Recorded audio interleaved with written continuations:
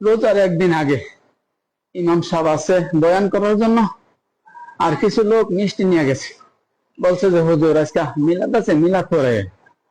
তখন বললো যে মুসল্লি ভাইরা, আপনারা মিলাদ কোরআনের কথা বলছেন, মিলাদ কোরআন শরীফে নাই। এই কথা বুঝাইতে যায়,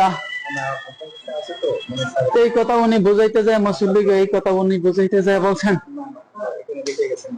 অফিসারের কাছে দরখাস্ত না করে পিয়নের কাছে দরখাস্ত করলে কি দরখাস্ত মঞ্জুর হবে?